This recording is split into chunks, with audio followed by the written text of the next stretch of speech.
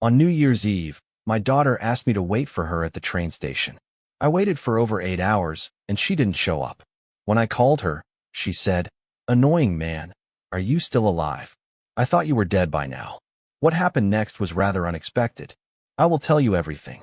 First, let me quickly thank you for your continuous support. This means a lot to us. If you enjoy the stories we share, kindly subscribe to this channel. It will be great if you can leave a comment on which city you are watching from. We might just give you a shout out in our next story. Today's special shout out goes to Jacob Ramsey from New York. We are glad you enjoy our stories. Now let's go deeper into the story. There's a kind of silence that settles over a house when the last person you love stops visiting.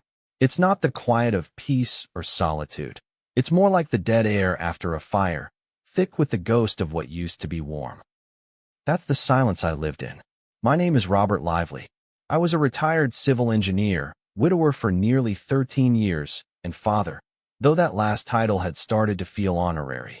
I lived in the same brick home my wife, Gloria, and I bought before Vanessa was even born. I still kept Gloria's garden blooming out of habit. The hydrangeas were hers. The roses mine. The laughter in that house had died with her, and what little was left faded after Vanessa moved out. She was all I had, my only child, my daughter. But she hadn't called in months. Not for Thanksgiving. Not for Christmas. I told myself she was busy. Important job, high-rise apartment, important friends. I lied to myself every day. So when she called me on the morning of New Year's Eve, I almost didn't pick up. Her name lit up the screen like a flare in a dark field. "Dad," she said, "can you meet me at the city train station this evening?" Just hearing her voice brought something back to life in me. I asked if everything was okay, and she laughed a little too quickly. "Yeah, I want to start the year with you. Talk. Maybe we can grab dinner? Like we used to." Her voice cracked slightly at the end. I didn't press her. I didn't need a reason. I was already packing a small overnight bag before we hung up. The train station was 45 minutes away by local bus, but I left hours early just to be sure. I wore my gray wool coat, the one Gloria bought me for our 30th anniversary, and I tucked a small wrapped gift in my pocket, a silver locket I found in her old jewelry drawer. I had it cleaned and polished. I thought maybe Vanessa might want something to remember her mother by. Maybe it would bring us closer again. Foolish hope is still hope, I suppose. I got to the station just after 3 in the afternoon. It was bustling. Children pulling their parents' arms, lovers saying goodbye, announcements blaring every few minutes. I sat on one of the metal benches near platform 4, the agreed meeting point. My hands trembled, not from the cold, but from anticipation. I hadn't seen Vanessa in nearly 9 months. I remembered the last time she visited, how she barely looked up from her phone, how she turned down the tea I made, how she left early. Still, she was my daughter. I would have waited a lifetime for her. By 5 o'clock, I figured she was running late. By 7, I called her 3 times with no response. I kept glancing at every woman who walked through the terminal, hoping one of them would call out, "Dad," and run into my arms. But the crowd turned over again and again, new faces arriving while old ones disappeared. My phone battery dropped below 20%. The sky outside turned a murky blue-black. I opened the wrapped gift and stared at the locket. Inside was a picture of Gloria holding baby Vanessa. I suddenly felt absurd. This old man clinging to memories and waiting in vain. It was 11:12 p.m. when she finally answered. Her voice wasn't soft this time. It wasn't apologetic. It was sharp, distant, like a stranger answering the wrong number. "Annoying man, you're still alive? I thought you were dead by now." I said nothing at first. I couldn't. My chest caved inward. "Vanessa," I managed to whisper. "I've been waiting here all day. You asked me to come." She let out a breath like I'd inconvenienced her. "Yeah, that was... Look, I didn't think you'd actually show up. I figured you'd keel over on the way or something." "Why would you say that?" I asked. My throat burned. "I left my house unlocked. I packed clothes. I brought you something." "Jesus, Dad, stop talking. You always do this. Just stay there. Or don't. I don't care. I'm busy." And she hung up. I sat there for a long time, trying to process what had just happened. I'd waited over 8 hours in the cold, alone, for my only child. And she had called me annoying, told me she thought I was dead. Something didn't feel right. Not just emotionally, but practically. Why ask me to the station at all? I opened my phone again, scanning emails to distract myself, and that's when I saw the first alert. Transaction complete. Property sale, lively residence. My house had been sold. My name was on the document, but I had never signed anything. The ground beneath me might as well have vanished. My breath caught. My head spun. She didn't just forget me. She lured me out. She needed me gone. My phone slipped from my hand and skidded across the bench, screen cracking. I couldn't move. Couldn't think. Couldn't believe that the little girl who once asked me to braid her doll's hair was now the woman who wanted me gone enough to fake my consent. A woman sitting nearby noticed my distress. She wore blue scrubs under a parka and had soft, observant eyes. "Sir, are you all right?" she asked. When I didn't answer, she came closer and offered me a thermos. "I'm Deidre. I work the night shift at Mercy General. You don't look okay." "I'm not," I said. I think my daughter tried to erase me."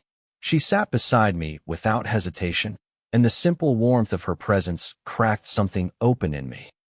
I was no longer just a forgotten man at a train station. I was a father betrayed, and I wasn't going to disappear quietly. The mind does something strange when it's betrayed. It doesn't scream at first. It whispers.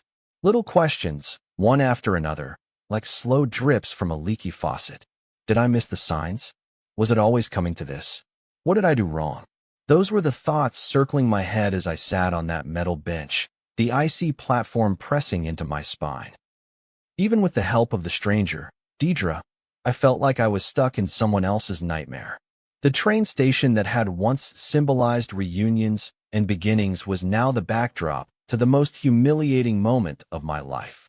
I watched as train after train pulled in, then rolled away, each one mocking me with its arrivals and departures. People hugged, cried, laughed, kissed. Life moved around me while I remained anchored to a bench I never should have sat on in the first place. Deidre handed me a cup of something hot, chamomile tea laced with honey. "Drink slowly," she said. "You're shivering." I hadn't realized it until she mentioned it. The heat from the thermos felt almost painful against my frozen fingers. I blinked, my eyes still glued to the screen of my cracked phone, that single phrase flashing in my mind like a neon sign. Transaction complete. Property sale, lively residence. I mumbled the words out loud. She sold my house. Without telling me. Without asking. Deidre's brow furrowed, and she leaned in closer. "What do you mean? That's your home, right?" "It was," I said bitterly. "I never signed anything. I didn't even know it was on the market. I was in that house yesterday morning, feeding the damn cat." I laughed, though it came out more like a dry cough. "I left the stove on low for chili. I was supposed to be home by dinner." She blinked, then sat back slightly. "Okay, let's slow this down. You said your daughter asked you to meet her here. She knew you'd be out of the house." I nodded, the pieces falling into place faster now, like dominoes tipped with precision. "She told me to come. Told me she wanted to talk." My throat closed up. I thought she missed me. Deidre didn't ask more questions right away. She let the silence stretch, giving me space to breathe, to unravel. Then, gently, she said, "Do you have a place to go back to? Right now?" I shook my head. "Not if what I just read is true. If that sale went through. I don't know what I'm going back to. I don't even know who bought it." She tapped her fingers against the thermos thoughtfully. "My brother used to work in real estate law. If you can show him the documents, maybe he can help." Her offer was too kind, too generous for a stranger. But I'd run out of pride. I needed help, and she was the only one offering. I followed her through the station, my legs heavy like I was dragging chains. Her apartment was 2 blocks away, up a narrow staircase in an aging brownstone that smelled faintly of soup and old books. Inside, it was modest but clean. A cat darted across the living room and leapt onto a windowsill. "That's Martin," she said. "He's nosy but loyal." I nodded, the absurdity of it hitting me. Just this morning, I had a cat, a home, a life. Now I was sipping borrowed tea in a nurse's apartment with a stranger's feline watching me like I was the intruder. We pulled up the email again on her laptop, zooming in on the legal signature line. It looked like mine. Even the slant of the R in Robert, the curved Y in Lively. But something was off. I never abbreviated street in my address. I always wrote it out fully, habit from decades of engineering contracts. Here, it was ST. That was the crack in the forgery. It sent a chill down my spine. I didn't sign this, I said, more to myself than to her. She must have. God, she forged it. My own daughter. Deidre's brother, Marcus, called in around 1:30 a.m. His voice was crisp, clipped with legal precision. After 10 minutes of scanning the document, he confirmed what I already suspected. If that's a forged signature and you didn't give power of attorney, this is a fraudulent transaction. You can contest it, press charges. But the house is already sold, I said. That doesn't matter. If we prove it was sold under false pretenses, we can reverse the sale or sue for restitution. Do you want to fight this? I hesitated. For a moment, I saw Vanessa at 5 years old, running across the front lawn, holding Gloria's hand. I saw her in her graduation cap, standing in the doorway of that very home. Then I remembered her voice on the phone. I thought you were dead by now. Yes, I said. I want to fight. Deidre walked me to her guest room. Really a reading nook with a fold-out couch.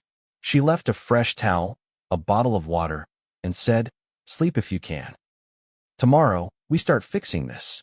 I sat on the edge of the couch long after she closed the door, staring at the tiny window that framed the moonlit sky. I had waited 8 hours for my daughter at a train station, hoping for reconciliation, for closeness, for anything. What I got was a plan to disappear me. A betrayal so cold it stripped the skin off my face. Before I lay down, I took out the locket I'd brought for her. I opened it once more, looked at Gloria's face, at baby Vanessa smiling wide in her mother's arms. "I'm sorry," I whispered to both of them. "I should have seen this coming. But I hadn't. And now, I had to reckon with the consequences." When I opened my eyes the next morning, for a few disoriented seconds, I thought I was back home. My real home. The one with creaking floors and sun-filtered curtains, where Gloria's portrait still hung above the fireplace. But then the smell of brewed coffee and lavender hand soap hit me. Unfamiliar, but comforting in its own way. I was in Deidre's guest room, a modest space with a beige futon and a small bookshelf stacked with medical textbooks and old novels. The previous night came back to me in pieces. The station, the call, the email, my daughter's voice.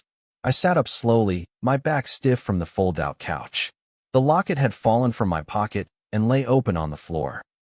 Gloria's face stared up at me, calm, steady. I picked it up gently and tucked it back into my coat, my throat tight. The woman I married would have never believed this. Our daughter turning into a stranger. Toast in the bread box. "Marcus will call you around 11. He's reaching out to a lawyer friend about the property paperwork. You're not alone, Mr. Lively. Don't go back to that house alone." The words, "you're not alone," hit me in a way I wasn't ready for. I hadn't heard that sentiment in years. Not since Gloria's funeral, when friends had said it, but drifted away weeks later. Deidre wasn't family. She wasn't obligated. But somehow, she was showing up more for me than Vanessa had in a decade. I poured the coffee with shaking hands, not just from the betrayal, but from the realization that I didn't know who my daughter was anymore. Had she changed, or had I refused to see her clearly? The call from Marcus came right on time. His voice, methodical and calm, cut through the noise in my head. "I got a friend to look at the sale documents. Here's the bad news first. The sale is technically completed. The deed's been transferred, and the buyer wired the funds. But here's the good news. If we prove the signature was forged and that you never consented, we can nullify the contract. It's not easy, but it's possible. You'll have to file a criminal complaint. Are you ready for that?" I sat in silence for a long time, staring at my trembling hand wrapped around the coffee mug. Criminal complaint. Against Vanessa. I thought of her as a baby, how she used to hold my pinky finger like it was the whole world. But those days were gone. The woman who sold my house without my consent wasn't that little girl anymore. "I'm ready," I finally said. "Let's do it." The next few days moved with surgical precision. Marcus sent a notary to Deidre's apartment to collect a sworn affidavit from me. We filed a police report, included screen grabs of the transaction, text messages, and a copy of my real signature. He discovered that Vanessa had applied for, and received, a fraudulent power of attorney document 6 months earlier. My jaw clenched when I saw the date. She'd planned this. Carefully. Methodically. And the train station call was timed to coincide with the sale's closure. She never wanted to see me. She just needed me out of the house for a few hours. The deception wasn't just criminal, it was personal. Cold. Tactical. That night, Deidre came home just before 8 p.m., her hair tied up in a bun, her eyes rimmed with exhaustion. "You okay?" she asked, shrugging off her coat. I nodded but didn't speak. She sat beside me on the couch, her presence quiet but firm. I didn't realize how badly I needed another human being in that moment. "You know," she said softly, "my dad disappeared when I was 8. Just never came home from work one day. No note. No goodbye. We never found out why. So when I saw you sitting at that station, I couldn't walk past. You looked like someone who'd just been left behind." I swallowed hard, my voice cracking when I spoke. I spent my whole life trying to do right by her. I gave her everything. Education. Savings. Her mother's jewelry. I thought we had something real. "You did," Deidre said. "But something in her changed. And that's not on you." She handed me a blanket and nodded toward the couch. "You can stay here as long as you need." I didn't cry, not that night. But I lay awake on that couch staring at the ceiling, letting the weight of it all settle into my bones. My daughter had tried to erase me, and a stranger had stepped in to protect what little remained. It was almost biblical in its irony. And the more I thought about it, the more I realized I'd spent too long excusing Vanessa's distance. Every missed birthday call, every unreturned voicemail, every visit she canceled at the last minute. I'd chalked it up to work, to stress, to life. But maybe I should have listened to what she wasn't saying. Maybe I should have seen the resentment growing in her eyes when she talked about the house, the inheritance, the things I'd built without her input. But even if I missed the signs, even if I'd been blind, I didn't deserve this. The next morning, Deidre drove me to the precinct to formally file the complaint. I sat across from a detective named Owens, who raised his eyebrows when he heard the story. "Your own daughter sold your house out from under you." I nodded. He leaned back in his chair and sighed. "That's cold, Mr. Lively. But it's not unheard of. We see it more than you'd think, especially when real estate's involved." That last sentence lingered with me the rest of the day. Especially when real estate's involved. What a damning reflection of our time. That blood ties can be dissolved by square footage and property value. I signed the final forms and walked out of the station with Deidre beside me. "What now?" she asked. I took a deep breath and said, "Now, we make her face it." There's a distinct kind of rage that creeps in when grief turns to clarity. I'd spent the better part of a week stunned, like someone had unplugged the world and left me blinking in the dark. But now, as I stared at the stack of documents Marcus printed out and laid across Deidre's kitchen table, I wasn't numb anymore. I was livid. And not the kind of rage that shouts or slams doors. This was something deeper, quieter, more focused, like a heat that burns inward, steady and contained. Every notarized lie, every forged initial, every date she filed without my consent, it was all right there in front of me, evidence of a daughter who'd turned my life into a spreadsheet and decided I was an expendable figure. She'd stolen my roof, my memories, my dignity. And now, it was my turn. "I've seen worse," Marcus said, adjusting his glasses as he reviewed the digital trail. "But this is methodical. She didn't do this in a panic. She planned it. She filed for power of attorney back in April. That's when she started laying the groundwork." "April," I said, almost to myself. "She came to visit in May. She brought flowers, asked me to make chicken curry, said it reminded her of Mom." He nodded grimly. "That visit was probably her making sure you still lived there, that you hadn't figured it out yet." The betrayal cut even deeper in retrospect. She had sat at my kitchen table, smiled across from me, complimented the garden. While knowing the sale was already underway, she had lied through her teeth, and I had beamed like a fool, thinking our bond was mending. I leaned back in my chair, my hand trembling slightly. "I didn't raise her like this," I said, though it sounded pathetic coming out of my mouth. A man trying to defend a ghost. "No one raises a kid to do this," Deidre said, setting a cup of coffee in front of me. "But people grow into who they are. sometimes in ways we don't expect. The paper trail revealed everything. Vanessa had transferred $425,000 from the house sale into a private investment account in her name. She'd used a portion to pay off her own condo mortgage, something I didn't even know she had. The rest was sitting in a fund under the shell name of LV Trust Holdings, a holding company she created, likely to make it harder for me to trace the funds. Marcus had already contacted a financial investigator to track every cent. She wanted to disappear your assets before you realized what was happening, he said. What she didn't count on was you having a paper mind. The way you notice details. The way you keep receipts. She underestimated you. That was the part that stung the most. Not just that she betrayed me, but that she believed I wouldn't fight back. That she'd grown so confident in my love, in my complacency, that she thought I'd lie down and let her erase me. The audacity of that hurt more than anything else. 2 days later, we filed a petition with the civil court to freeze her accounts and initiate a fraud investigation. Marcus warned me it might get ugly. She'll fight back.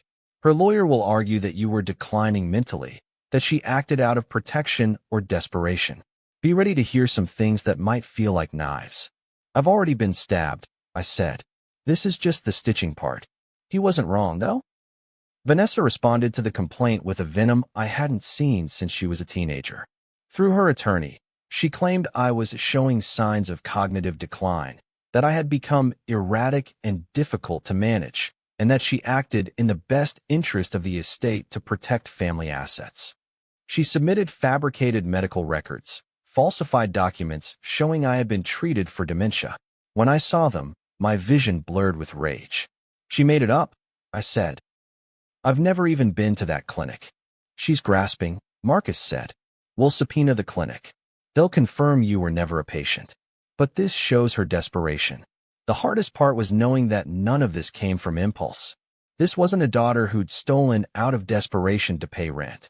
This was a calculated move to assume control, to push me aside without confrontation. She didn't want to argue with me. She wanted me erased, quietly, without struggle. And that terrified me in ways I couldn't quite put into words. A week later, the court hearing was scheduled. I bought a cheap blazer from a thrift store, not wanting to wear the one I saved for funerals. I ironed my slacks. Deidre offered to come with me, but I declined. This one I need to do alone, I said. I arrived early, sat in the corridor outside the courtroom, and waited. When Vanessa walked in, I barely recognized her. She wore a tailored navy pantsuit, hair pulled tight, not a single emotion on her face. She didn't look at me, didn't acknowledge me. It was as if I was a stranger who had inconvenienced her day. I wanted to stand up and shout. How did we get here? When did I stop being your father and start being your obstacle? But I said nothing. I sat there and listened as her lawyer described me as unstable, senile, and resistant to reasonable intervention. I clenched my jaw, my hands buried in my lap. When it was my turn to testify, I stood slowly, walked to the front, and looked directly at the judge. I'm not senile, I said calmly. I'm not unstable. I'm a man who trusted his daughter. I gave her everything, and she used that trust to erase me. I didn't raise her to be this way, but I'm not going to pretend I don't see who she is now. I see her clearly, and I want my life back. The judge listened, took notes. Vanessa didn't flinch, but when they played the voicemail she left, the one where she called me an annoying man and said she thought I was dead by now, I finally saw her facade crack. Her mouth tensed, her hands clenched. She knew it was over, and I knew I had finally drawn a line. When the hearing ended, and the judge ruled in my favor for the temporary freeze of her accounts pending full investigation, I walked past her without saying a word. Not because I had nothing to say, but because I knew she no longer deserved my words. Courtrooms don't look like they do in the movies. There's no cinematic drama, no slamming fists or gasps from the gallery. What you get instead is fluorescent lighting, the soft click of a court reporter's keyboard, and a judge with a face carved from stone. Everything is quiet, methodical, slow. But the silence in that room was deceptive, like a lake's surface hiding a violent undertow. I sat on the plaintiff's side of the room, hands folded over my knees, while Vanessa sat across from me, immaculately dressed in charcoal gray, her chin tilted slightly upward. She wouldn't meet my eyes. It was the second time I'd seen her in person since she'd tried to erase me. The first was at the preliminary hearing, when she saw the police walk up her driveway and realized the house she stole wasn't hers to live in anymore. This time, she was more careful, controlled. But underneath that calm exterior, I could see the fight building in her like a snake coiled to strike. The judge, an older black woman named Justice Belton, had the kind of presence that quieted a room without ever raising her voice. She peered at us over reading glasses and said, "Let's begin." My attorney, a calm but sharp man named Hoyt, started with our case. He laid out the paper trail in clear, methodical strokes. The forged power of attorney, the fraudulent signature, the email chains showing Vanessa pushing through the property sale despite my absence. Then came the voicemail. Hoyt played it through the speaker, her voice filling the courtroom like a slap in the face. "Annoying man, you're still alive? I thought you were dead by now." Gasps echoed from a few seats behind us. One woman whispered, "Oh my God." Vanessa stiffened, but didn't speak. Her lawyer reached out and touched her arm, subtly, a silent instruction to hold her composure. Then came the cross-examination. Her attorney, a tall woman with sharp cheekbones named Yvette, stood and addressed me. "Mr. Lively, would you describe your relationship with your daughter as strained in recent years?" Her voice was neutral, polished, but I knew where she was headed. "No," I answered. "Distant, maybe. Not strained." I gave her space. I thought she needed time. She was busy. Yvette arched an eyebrow. "Would you say she had reason to be concerned about your memory? Your ability to manage your home and finances?" I didn't flinch. "No. I handle my bills. My taxes. I built that house with my own hands. If I were declining, I'd have noticed." She nodded slightly, then produced a file. "These medical records, submitted by the defendant, suggest early signs of cognitive impairment." She placed them on the stand in front of me. "Do you deny ever visiting the Oakwood Memory Clinic?" "I deny it outright," I said. "I've never set foot in that building, and I've never been evaluated for memory loss." Yvette tilted her head. The administrator testified via video call that they'd found no appointment history for me, no patient file, no signed forms. The documents had been altered, cleverly, but not flawlessly. Her lawyer looked rattled, but Vanessa didn't move. Her face was a mask. I'd seen that look before, when she was 16 and caught skipping school. Back then, I thought it was teenage stubbornness. Now, I realized it was something colder, indifference. When it was Vanessa's turn to speak, she walked to the stand with slow, deliberate steps. Her voice trembled just slightly at first, but she steadied it quickly. "I didn't mean to hurt my father," she said, hands clasped tightly in front of her. I was scared. I thought he wasn't managing well. The house was falling apart. He was alone all the time. I thought I was helping. I watched her lips form every word, and I didn't recognize them. They weren't hers. Or maybe they were exactly hers, and I just refused to see it. She looked up at the judge, eyes glistening. I didn't want to leave him with nothing. I wanted to secure the property before something worse happened. Judge Belton stared at her for a long moment. "So instead of asking him for permission or expressing concern, you forged documents and transferred 6 figures into a holding account under your control." Vanessa swallowed hard. I thought he'd be gone soon. I panicked. There it was. No apology. No real regret. Just the truth as she saw it. That my existence had become inconvenient. That her life would be easier if I were already in the ground. I wanted to feel anger. I wanted to hate her. But what I felt was something quieter and far more devastating. Absence. The same emptiness I felt the day Gloria died. Only this time, it wasn't death that took someone from me. It was betrayal. The judge recessed for the day. A final ruling would be issued within the week. As we exited the courtroom, Vanessa finally looked at me. Just once. And for the first time in my life, I didn't see my daughter in her eyes. I saw a stranger. A woman who had once worn my daughter's face but carried none of her soul. Out in the corridor, Hoyt turned to me. That voicemail clinched it. "The judge won't rule in her favor." I nodded. "What about the restitution?" He hesitated. "Depends on what's left. She's moved most of the money." "We'll fight for it. But even if we win, it'll be a long road." I'm used to long roads, I said quietly. That night, I walked back to Deidre's apartment in the dark, my steps slow, but steady. The case wasn't over. The damage wasn't undone. But I had faced her. In full. And I hadn't crumbled. I had stood tall. And that, for now, was enough. Grief wears many masks. It isn't always about death, not in the physical sense. Sometimes it comes slowly, like frost on a window pane, inching over everything warm until you wake up one morning and realize the person you loved is gone in every way but breath. That's what I felt after the courtroom. Not victory, not relief, grief. I had walked into that building a father and walked out a plaintiff. My daughter, my only child, had stared me down without a single tear, without a flicker of remorse. And the silence that followed our encounter was not empty. It was loud, cruel, final. For the first time in my life, I understood what it meant to lose someone who was still alive. I moved into a small rental unit across town, a one-bedroom with a leaky faucet and creaky floors that sounded nothing like the ones in the house Gloria and I built. The landlord, a kind older woman named Rosa, didn't ask questions when I paid cash up front. She handed me the keys and said, "Looks like you need a quiet place." And that was all. There was no furniture when I moved in, just a fold-up chair and an old twin bed that sagged in the middle. I bought a cheap coffee pot, a lamp, and a thrift store bookshelf. I didn't bring much with me. Most of my things were still in the house Vanessa had emptied. And the rest? I didn't have the heart to recover them. They weren't just objects anymore.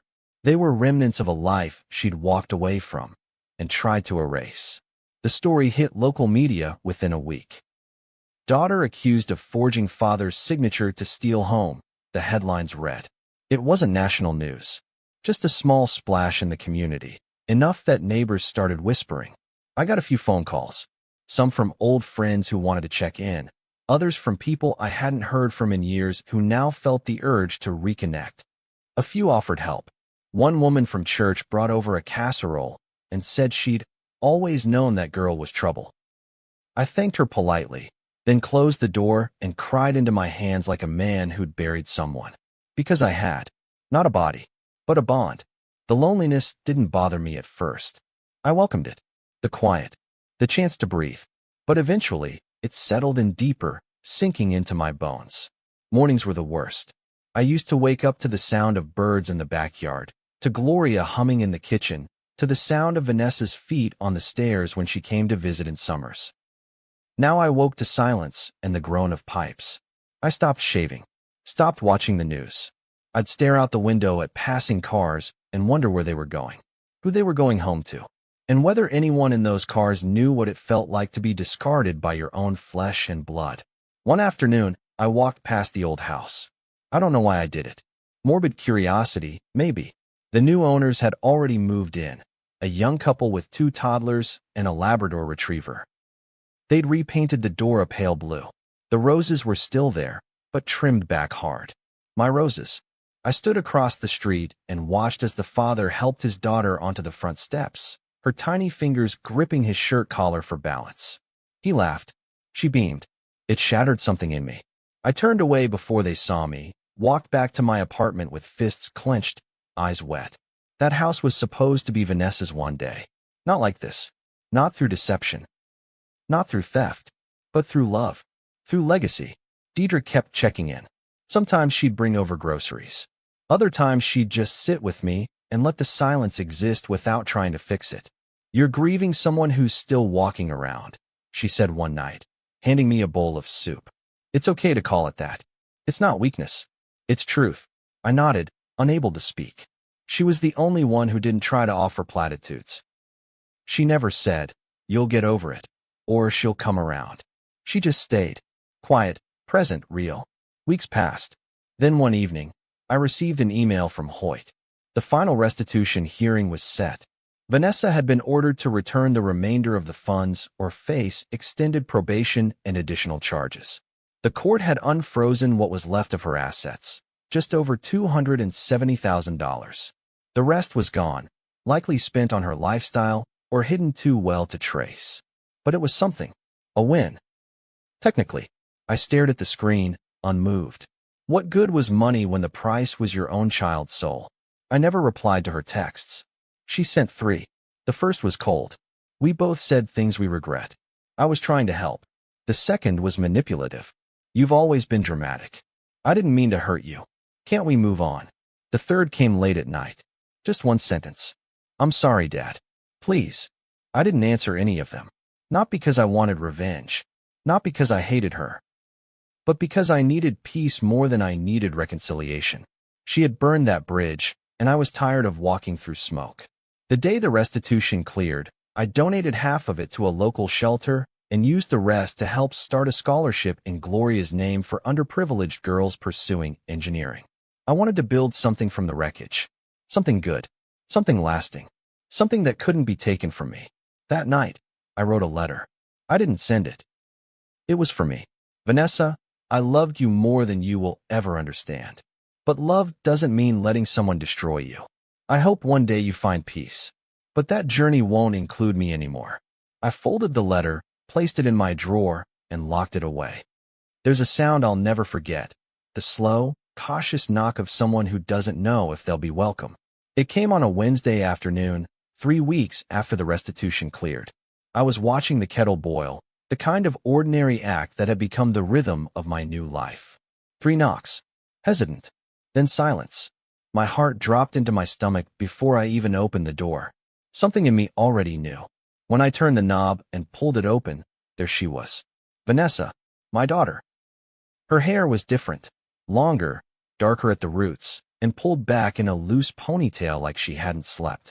Her eyes looked hollow, ringed with something that resembled guilt, though I didn't trust it enough to name it. She stood there holding a manila folder and a plastic grocery bag, as if either of those things might soften what she was about to say. Hi, she whispered. I didn't respond. I didn't step aside. I didn't invite her in. I waited. She cleared her throat and tried again. I wanted to talk. Why now? I asked. My voice was low, steady. I surprised myself with how calm I sounded. She looked down, then back up, and her voice cracked. Because I can't sleep. Because everything's falling apart. Because I need to tell you the truth. I let her stand there for a full minute, measuring whether anything she could say would undo the months of pain, the weeks of betrayal, the lifetime that now felt fractured. Then I opened the screen door and pointed to the porch chair. Talk. She sat slowly, the way you sit when you're unsure whether the ground beneath you will hold. I remained in the doorway, arms crossed, body tense. I don't expect you to forgive me, she began. But I need you to hear what happened. Why I did what I did. You sold my house, I said. Forged my name. Tried to make the world believe I was losing my mind. Don't make it worse by pretending it was for my benefit. Her jaw tensed. I know it was wrong. I know I crossed every line. But I wasn't trying to hurt you. I let out a sharp breath. Then who were you trying to help? She looked at her hands. Me. I was trying to help me. I lost my job last year. The condo was under foreclosure. So you thought I'd die soon anyway, and this would speed things along? Her eyes filled, but she didn't deny it. I told myself you were slipping, that you were lonely, that the house was too much. I convinced myself I was doing the right thing. But I wasn't. I was scared. And selfish. I sat down in the opposite porch chair. You didn't come to me. You didn't ask. You schemed. You calculated. That's not just fear, Vanessa. That's a choice. She nodded slowly. I know. She reached into the grocery bag and pulled out a small, familiar item. The silver locket. The one I had brought to the station. I found this in the box of things the court returned. I didn't open it before. I didn't know Mom's picture was inside. Her voice caught. She would have hated what I did. That was the only moment I saw something break in her. Her shoulders sagged, her hands trembled, and her face crumpled in on itself like a house collapsing from the inside. She began to cry. Real tears this time, not courtroom performance, not strategic sorrow. Just pain. Raw and human. I don't know who I am anymore, she whispered. I don't know how I got this lost. I wanted to go to her. Part of me did. The father in me. The one who held her through chickenpox and her first heartbreak. He stirred. But the man she betrayed stood up faster. He remembered the phone call. The sale. The fake clinic records. And most of all, the quiet knowledge that she'd only come now that her options were gone. Grief changes people, I said. but greed reveals them. She looked up at me, her eyes swollen. Please, can we fix this? No, I said simply. We can acknowledge it, but we can't fix it. Some things don't go back. She nodded, shoulders shaking. I understand. We sat in silence for a while after that. The kind of silence that isn't waiting to be broken, but one that settles like dust after a storm. She placed the locket gently on the porch railing and stood. I won't bother you again, she said. I just wanted you to know I'm sorry. I didn't say goodbye. I didn't say anything. I watched her walk down the steps and disappear around the corner. When she was gone, I picked up the locket and opened it one last time. Gloria's face stared back at me, steady, patient. And beside her, the baby version of the woman who'd just left. I don't know where we lost her, I whispered, but I'm not losing myself, too. Some places never lose their hold on you, not because of what happened there, but because of who you were when it happened. That's what brought me back to the train station on a mild spring afternoon, nearly 5 months after the New Year's Eve that changed everything. I stood on platform 4 again, the same bench in view, the same overhead speaker crackling with train schedules, the same smell of steel and motion in the air. But this time, I wasn't there to wait. I wasn't clinging to a promise. I had no bag in hand, no gift in my pocket, no hope flickering in my chest. I was just a man revisiting the scene of his own undoing, because I needed to see it with clear eyes. Because closure doesn't come in grand gestures or clean endings. Sometimes it arrives quietly, like the final departure of a train you never planned to board. I sat down on the same cold metal bench and stretched out my legs. Around me, the station buzzed as usual, students with backpacks, couples holding hands, mothers wrangling toddlers with tired expressions. Life kept moving. That's what struck me most. Nothing had changed. Not here. But I had. The man who once sat here waiting 8 hours for his daughter had been stripped down and rebuilt. Not stronger, necessarily, but sharper. Less naive. More honest. I didn't carry the same guilt anymore. I had mourned what I lost. I had counted the cost. And I had decided, finally, that I was worth preserving. The locket was in my coat pocket again. I brought it not because I needed comfort, but because it was mine. Gloria's. Ours. I held it in my palm, thumb tracing the curve of the silver. I still missed her. Every single day. And I knew, deep down, that if she had been alive, none of this would have happened. Vanessa wouldn't have dared. Gloria had a way of holding the room, of demanding better from people. I'd spent too long being the gentle one, the peacemaker. Maybe I thought love meant always forgiving, always bending. But now I knew. Love also means drawing the line when someone tries to cross you like you're invisible. Mr. Lively? The voice pulled me from my thoughts. I turned to see Deidre standing nearby, dressed in her work scrubs, holding 2 paper cups. I figured I might find you here, she said, sitting beside me without waiting for permission. She handed me one of the cups, coffee, 2 sugars. You've got that look again. What look is that? I asked. The kind people wear when they're making peace with ghosts. I smiled faintly. She came by, a few weeks back. Apologized. Cried. Tried to explain. Deidre nodded slowly. Did it help? No, I said. But it mattered. Because now I know where I stand. She sipped her coffee and looked out at the tracks. Some people never get that. The clarity. I turned toward her. You ever get a chance to say goodbye to your dad? She shook her head. No. He left, and that was that. Sometimes I think about what I'd say if he walked through my door. But I never get further than one sentence. What's the sentence? I'm still here. We sat in silence for a few beats. Then I said it out loud, my sentence. The one I would have said to Vanessa if I could boil down everything into a single truth. You don't get to break someone and still expect to be family. Deidre placed a hand on my shoulder. You didn't deserve what she did. I know, I said. And for the first time, I meant it. The final train of the afternoon pulled in. I watched as people boarded, young, old, busy, distracted. A conductor called out the destination. I didn't move. I didn't need to. I'd already arrived where I was meant to go. No tickets. No suitcase. Just a man who'd survived the worst and found, somehow, that he still had something worth living for. Himself. I stood, stretched my legs, and offered Deidre a ride home. She smiled. Only if you promised not to drive like an old man. I laughed. Deal. As we walked away from platform 4, I looked back one last time. Not in longing, not in sadness, but in finality. That part of my story was over.